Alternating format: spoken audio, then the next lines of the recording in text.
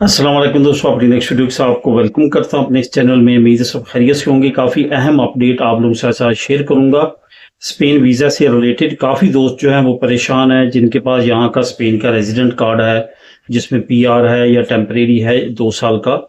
और बहुत सारे दोस्त ऐसे हैं जिनके पास स्पेन की नेशनलिटी है, वो भी परेशान है कि हमने अगर अपनी फैमिली बुलवानी है या अपने ओवर एज बच्चों के वर्क परमिट पे बुलवाना है, तो इस वक्त जो सिचुएशन चल रही है वहाँ पे स्पेन एम्बेसी इस्लामाबाद में, वो किस तरह उसके साथ निपटा जाए।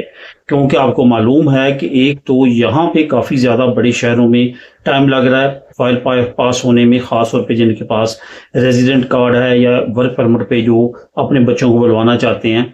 और वहाँ पे भी टाइम, तो एक तरफ वहाँ पे अगर आपने सिर्फ अपॉइंटमेंट लेनी है तो उसका लाखों रुपया जो है वो मांगा जा रहा है। अभी काफ़ी ज़्यादा कोशिश की जा रही है कि इन मसाइल को हल किया जाए, लेकिन अभी तक जो सिचुएशन है वो गंभीर ही होती जा रही है, उसका कोई हल नहीं निकल रहा। क्योंकि माफिया ऐसा लग रहा है कि काफ़ी ज़्यादा मजबूत है और काफ़ी ज़्यादा जो है वो इस वक्त मुख्तलिफ मामलात में स्पेन की एम्बेसी में मुलव्वस है, जिसकी वजह से उनके खिलाफ जो है वो की कार्रवाई नहीं हो रही। जिसमें बहुत ज़्यादा शक व शुबात ऐसे भी पाई जाते हैं कि हो सकता है कि इसमें इन्वॉल्वमेंट उन अहलकारों की भी हो जो एम्बेसी के अंदर काम करते हैं। क्योंकि स्पेन की यहाँ पे जो एक्सटीरियर मिनिस्ट्री है, उनके भी 12 मरतबा यकीन दहानी के बावजूद और नया एम्बेसडर वहाँ पे तैनात होने के बावजूद भी मामला जूं के तू है, कोई भी उसमें फ़र्क नज़र नहीं आ रहा। अब जो आज मैं आप लोगों के साथ बात करूंगा वो ग्राउंड रियलिटी पे है। यहाँ पे स्पेन में बहुत सारे लोगों ने ये मतबादल रास्ता जो है वो इस्तेमाल करना शुरू किया है, और बहुत सारे लोग जो हैं इस पे जो है बातचीत भी कर रहे हैं और सोच भी रहे हैं। तो मैंने सोचा कि वो लोग जो परेशान हैं, जिनको इसके बारे में इतना ज़्यादा नॉलेज नहीं है, वो भी उनको भी मैं इस वीडियो में तमाम इन्फॉर्मेशन प्रोवाइड कर दूं। तो यहाँ पे जो बड़े शहरों में रहते हैं तो वो तो अमूमन तौर पे कुछ ना कुछ या किसी न किसी तरह से इंफॉर्मेशन हासिल कर लेते हैं।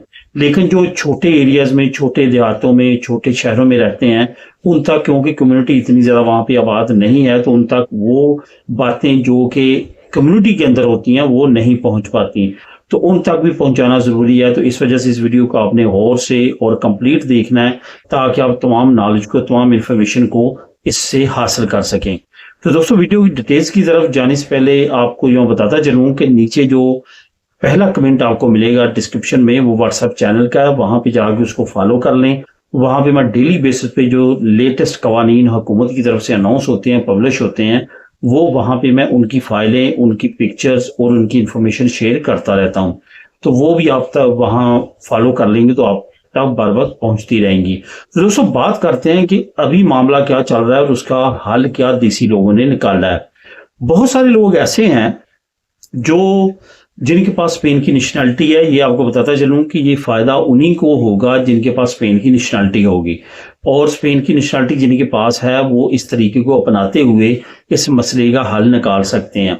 अब स्पेन की नेशनलिटी के साथ साथ अगर आप जो है अपनी फैमिली को बुलवाना चाहते हैं, और अगर तो आप ऑलरेडी सोच चुके हैं कि आपने किसी और यूरोप के मुल्क में जाके वहां पे सेटल होना है और वहां पे जाके अपनी फैमिली को बुलाना है, तो ये तो वेल एंड गुड है। अगर आपका कोई बिजनेस है और आप उसको किसी के सुपुर्द करके या आप वहां से कुछ अरसे के लिए निकल सकते हैं, तो फिर भी आपके लिए तरीकाकार जो है वो मुनासिब रह सकता है। क्योंकि कुछ दोस्तों ने, जिनके यहाँ पे मामला तो कुछ ऐसे थे कि बिजनेस वगैरह थे, उन्होंने कुछ देर के लिए हैंड ओवर किए या उसकी निगरानी अपने कोई भरोसामंद लोगों के पास छोड़ी, और उन्होंने अपने तमाम मामलात के लिए दूसरी कंट्रीज को मूव होना चाहा, और उस पे उनको सक्सेस भी मिली है।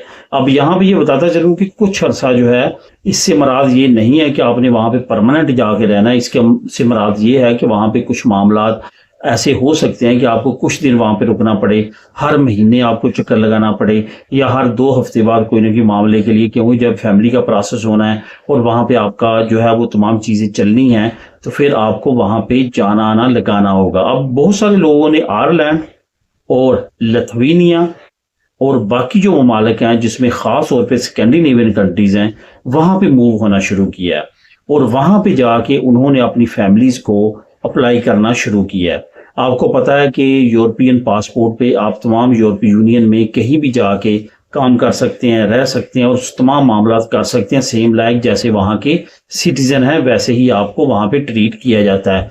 आपने वहाँ पे अपनी मेल्डिंग करवानी होती है, वहाँ पे आपने शो करवाना होता है कि आप वहाँ पे रह रहे हैं, वहाँ का आपको कार्ड इशू कर दिया जाता है। उसके बाद वहाँ पे मामला काफ़ी आसान हो जाते हैं अपनी फैमिलीज को बुलवाने के लिए। अब यहाँ पे सबसे ज़्यादा आसानी वहाँ पे ये होती है, आपको पता है यहाँ पे मिलियन के हिसाब से इमिग्रेंट्स हैं, अभी नए इमिग्रेंट्स को भी पेपर मिले हैं, पुरानों के भी टाइम पूरे हो चुके हैं। अभी 1 साल के बाद मजीद हालात ख़राब हो सकते हैं।